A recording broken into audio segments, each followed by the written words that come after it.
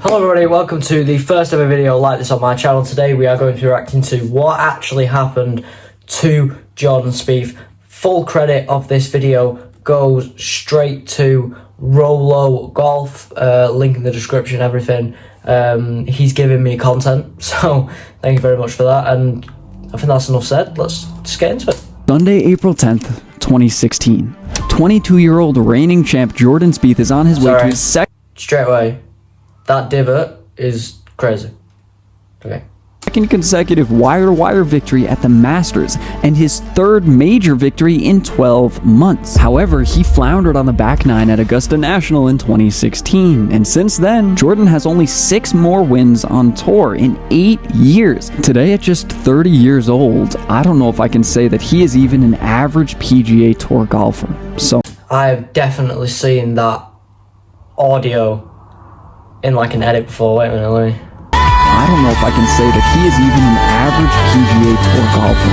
So, what happened to Jordan Spieth? The agony of defeat. Lapse in concentration on 12 and it cost me. This moment will stay with him forever until he overcomes it. I swear he commentates on every single sport. Jordan Alexander Spieth was born in Dallas, Texas in 1993. Growing up at Brookhaven Country Club, Jordan first began hitting a golf ball at the age of 4, and the kid basically shined from there. He competed in elite tournaments for junior golfers all. I only just started playing golf, and I'm only 15. Sorry, I'm 16. I'm only 16, so if I'm amazing at my age, I'm sure he was great. Over the country and proved that he was another one of those major talents to come out of Texas. Then, in 2009, Jordan took the inaugural first step for most great youngsters by snagging a victory at the U.S. Where does he get this footage? Trump National Golf Club in New Jersey. 2 years later, he did it again, this time winning in Washington to become the second junior amateur in history to ever win the championship twice. The other, of course, being Tiger Woods, who did it 3 times. And well, that set Jordan up very well for it's not exactly bad company to keep, really. It just makes sense that his next step was to go on to college, just like every other American kid, and man, did he have the pick of the litter. So with that, Jordan made a move to the University of Texas at Austin, and there, Jordan excelled, helping the team lift the 2012 championship with a win in the final against longtime friend and future competitor on tour, Justin Thomas. While he was there, Jordan also led the team in his scoring average. Yeah, they're like best friends. All Big 12 team, Big 12 Freshman Player of the Year and Player of the Year, and earning All-American honors while he was at it. That year, Jordan earned a spot in the US Open and flew to 21st in the rankings on Sunday to come away with a low amateur victory and was crowned the #1 amateur in the world that week after Patrick Cantlay decided to turn pro. This question: do these golfers have to have like a 0 handicap? Like, how does it work? Because surely I can't just enter the junior amateurs on a 19 handicap. Do you know what I mean? So I want, how does after. Work? But then, after failing to advance through Q School at the end of the year, Spieth opted to turn professional, teaming up with Under Armour in January of 2013 before earning an exemption spot in most of the tournaments for that season. For most guys on the PGA Tour in their first year, they tend to... I can't name everyone there. I can name Justin Thomas. That's it. Struggle to make cuts and stay consistent, as we learned about Bryson DeChambeau in my last video, but... I think he's the next video I'm going to react to, because the same guy did an amazing video on him too. Jordan was much different. In fact, he was really solid. He made 18 of 23 cuts with 1 win, 9 top 10s, and walked away with nearly $4 million in purse earnings, in part to his second place finish. That is not too bad at all. Not easy, maybe impossible for young players to be as good as Jordan Spieth was, because his name was right up there with all of the best, but it's so much more difficult for professionals to maintain success across a very long period of time, and I think a large part of that is mental strength and ability, and it's just as important as any other part of your game, in my opinion. It's very much so the same, actually, for me trying to write the best stories I can, as well as anybody just trying to be the best version of themselves. Eyes of Jordan Spieth. Jordan Spieth finished his first year on tour ranked 22nd in the world. Today, it's similar. similar to what we saw from Where's John Spieth ranked at the moment? 29th. He was the up-and-coming star then, and in 2014, it just got brighter. More cuts made, more top 10 finishes, and more of the spotlight, making the Ryder Cup team to become the youngest American competitor in over 85 Ryder Cup? years. Wow. However, I'm excited for that one. the season was highlighted by... But before we get to that whole disaster, we have to remark on the greatness that was Jordan Spieth's 2015 campaign. After spending the first few months finding his footing with several top 10 finishes, Jordan won the Valspar Championship in a three-way playoff against Patrick Reed and Sean O'Haire by sinking a 30-foot birdie putt on the third playoff hole. He followed that up at the Valero Texas Open with a runner-up finish where he birdied 4 of the last 5 to leapfrog Billy Horschel in third and secure his career Can't name most of these people. Of 4th. A week later, still in Texas, Jordan put in another hell of a shift, eventually falling in a playoff to JB Holmes. No matter the loss, Jordan's irons were on fire. That's He the divot finished again. third that week in That green is in the divot regulation with again. only 2 That is a crazy divot. bogeys. It wasn't just safe golf, it was great golf, and now he was probably the most informed golfer in the world, with the exception of a chipper Rory McIlroy. Once again, not a bad company to be a part of. It's the opportunity for Spieth to do what he couldn't do the year prior, while it was also one of the best chances for Rory to complete his career Grand Slam. Jordan would have to be at his best, no, probably better than his best, to take him down. But on Thursday, man, did he look like, well, 63 everything a Masters winner and 64? #1 golfer in the world should look like. If it weren't for a bogey on 15, well, Jordan very well could have tied the course tournament record, but instead, he settled for a 60. Tell me I got a bonus. So with a 3-shot Tell lead, me the I got a confident and bonus. considerate Come on. 21-year-old would go out and impress everyone yet again on Friday, 66. With a bogey-free round, Jordan tied a major championship record through 36 holes of 130 strokes, the largest lead after 2 rounds in a major history of 5 strokes. Saturday, 70. In round 3, Jordan very clearly still had his scoring boots on with 7 birdies, but with 3 bogeys to go along with them and a double, his lead dropped from 5 to 4 strokes going into Sunday with Justin Rose and Phil Mickelson in the 4. Once again, it's really not bad company to keep. It wouldn't be enough to stop Jordan. Sunday, 70. With a comfortable 2-under round, Spieth's score of 18 under matched 21-year-old Tiger's 18 under from 1997 to become the 2015 Masters champion. Not even 4 bogeys, one of them being on 12, could stop this man. But taking a look at his numbers from the tournament, it paints a very interesting story about his abilities that week. 28 birdies, wow. Jordan was 44th in driving distance, 20th in driving accuracy, 3rd in green and regulation, but 1st in putts per green in So that's where he's regulation. gained all his His strokes. short game and his putting was off the charts that season.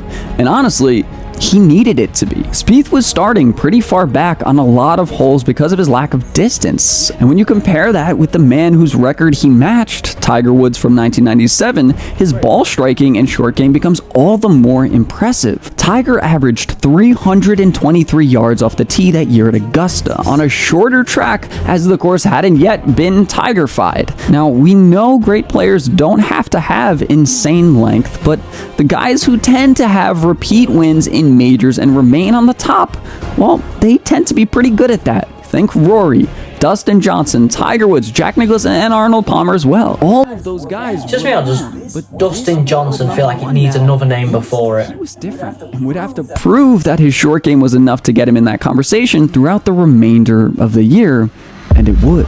Jordan Spieth. Jordan Spieth is the most popular man in the world right now. This really is the beginning for Jordan Spieth. I'm buying. If we're selling, I'm buying. In the following 6 tournaments, Spieth had 5 top 30 finishes and 2 ending in the top 3, setting himself well on his way to the U.S. Open at Chambers Bay. I mean, the man who designed this golf course had to have one leg shorter than the other.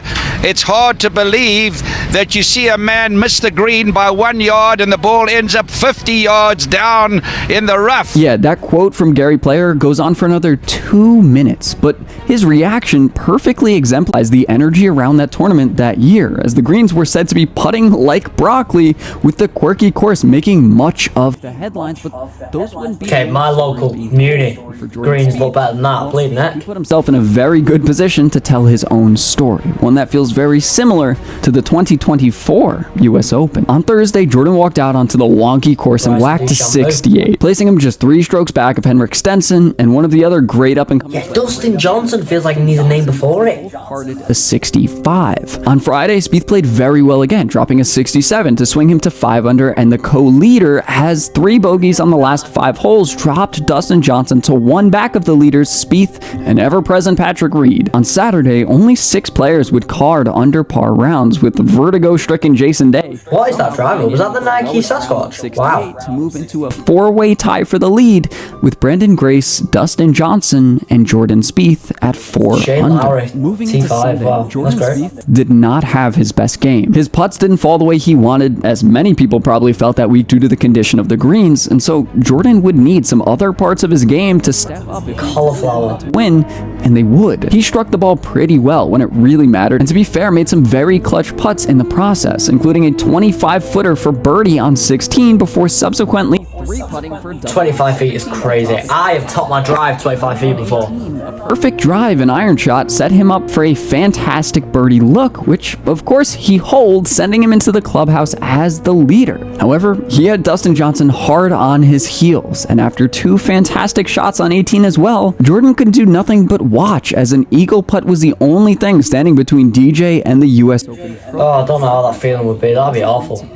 He missed the eagle putt to win, and then with a chance to push the tournament to a Monday playoff, he missed what was a layup at the time, giving Jordan the title. That day, he became the youngest male player since Gene Sarazen in 1922 to win multiple majors before turning 22, and the first since Tiger Woods in 2002 to win the first 2 legs of the Grand Slam. If Jordan Spieth's year had ended there, it could have gone right into the record books with those guys, but the way it ended put this year for Jordan Spieth. Yeah, he won the Open. No, not the Open. Was it the Open? One of Tiger Woods' near misses of the Grand Slam. Immediately following the US Open, Spieth won the John Deere Classic in a playoff, yet again showing those clutch genes, that ability to turn it on when it mattered the most, and walked into the most legendary venue of golf for the Open Championship as Vegas's favorite, and mine too. 67, 72, 66. With a remarkable 3rd round, Jordan found himself in sole 2nd place, just 1 stroke back of the 3 co-leaders, and very well positioned to make a run for a playoff, and maybe even a victory on Sunday. But going into 18 on the final round, well, it would take a birdie to push him into a playoff for the Claret Jug, but he wasn't able to capitalize on a good drive with 108 yards for his approach, leaving it up to a very long putt into a strong incline to make it, and it wouldn't be, as it slipped. Basically, it's famous Andrews, isn't it? From the cup. He gave it a chance to go in from that gully, the so-called Valley of Sin on 18 at St. Andrews, failing to match Ben Hogan for his Triple Crown. But hey, Ben Hogan. I don't think many were too upset Ain't bad. about that, including Jordan. He put in a very good performance, putt pretty well, but just couldn't get it done. So he would settle for a joint 4th place finish, all the more impressive. Jordan would come in 2nd in the PGA Championship that same year, honestly playing incredible golf and deserving of a win in and of itself if it weren't for Jason Day having the tournament of his life. But oh yeah, Jordan Spieth walked away with a Tour Championship just over a month later, cementing this as easily one of the greatest years of golf ever for someone who just turned 22. With a new year came 4 It's like 4 years older than me. Jordan Spieth to win some majors and reinforce That's not right. him along 6 with years. all the great golfers of all time. And during the 2016 Masters, it seemed like he was gonna do that. On Thursday, one of the most difficult days in recent Masters history, where the scoring average for the field was over 74, well, Jordan dropped to 66, cementing a small lead that would hold up again on Friday. Imagine he got a bogey. 74. Not even 4 bogeys and a double could take him down, even with Rory McIlroy flying up the leaderboard, ending the day just 1 stroke behind Spieth. Then on Saturday, well, a great story would unfold, where Jordan finished in the lead at Augusta National for the 7th consecutive round while playing fine golf in very difficult conditions again Sunday. reckon that's actually Augusta? For a better front nine than Jordan had that afternoon. With 5 birdies, Jordan's score flew to a 7 under par, putting him 5 strokes ahead of Englishman Danny Willett going into the back 9. Now, we know as golfers, no lead is invincible, but man, I'm sure viewers all over the world felt that this tournament was over, considering just how...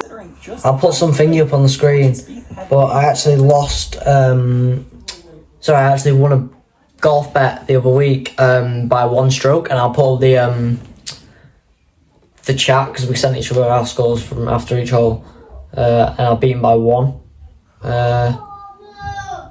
And yeah. But he lost everything that day. After 2 consecutive bogeys on 10 and 11, Jordan made his way to the par 3 12th hole where his round went to die.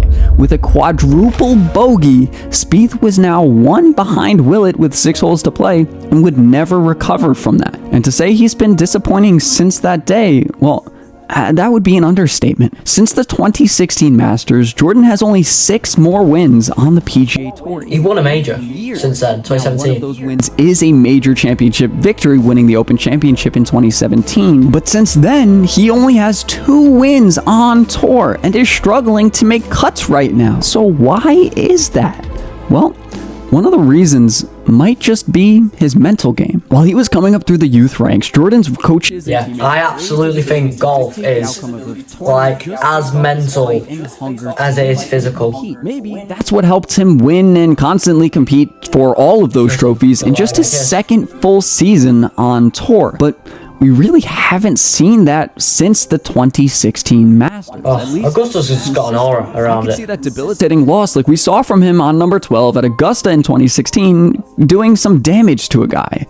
However, the underlying numbers of his game also help us sketch out exactly what has gone on to Jordan Spieth's ability over the past few years on the course. His putting, what I've been emphasizing as his greatest attribute, has been up and he's always used a blade putter, Jordan. Taking a look at his strokes gain breakdown, the lower the better here in this ranking. We see that there wasn't really... That can't be a real bar chart. If it is, fair play to him, honestly. I don't deserve views from this. Great putts, with his impeccable lag putting being the real key to his abilities during that 14-15 season, but it hasn't all been there enough, which may have sort of infected the rest of his play because it doesn't get any better from there. He's always more underarm running. We can look at his ranking on tour for play approaching the green to get an idea of what else has gone wrong in his game. Again, the lower the better. Again, that cannot be a real chart. Very little consistency with his ranking, and therefore his ability on average throughout the PGA Tour season. To speculate on why this went bad or what could have gone wrong here, it may have had something to do with him trying to gain more distance with his swing, because even from the start of his game, not only has he been one of the shortest hitters on tour, but he's also been pretty inaccurate, which is obvious when we look at his strokes gained off the tee. Probably his most consistent stat. Crashing out clips are the best clips in golf, I don't care. Except, surprisingly, I'd rather see John Spieth crash out compilation than a John Spieth happy moments compilation, because they're so funny. Once was really just the 14-15 season. There are a few other stats. That was at the start of his career, though, wasn't it? All pretty much tell the same story. Complete and utter lack of consistency. The wild thing to me is that since the Open Championship in 2017, he hasn't been able to find enough consistency just a couple times in majors at all. Sometimes guys can just put it together in certain tournaments and win, like Y.E. Yang at the 2009 PGA Championship. But for Jordan, he hasn't been able to do that. Now, Spieth does have one thing that a lot of golfers that have been at the top at one point and then faltered don't have, and that's time. Jordan is only 30 years old, isn't it? They're still technically in a golfer's prime, so he could still find it again, but I'm not sure he will. He seems to be putting his driving abilities together a little bit, but the rest of his game is not improving enough to justify me really putting any confidence in him. But that doesn't mean I want to see him fail either. So, do you think he can do it? Maybe win another major? Complete the career Grand Slam? I don't know. Let me know in the comments. Subscribe if you want to see more videos, and jump on over to this one about the of the rise of Bryson DeChambeau. Right. First of all, amazing video from this guy here. Genuinely great. John Spieth.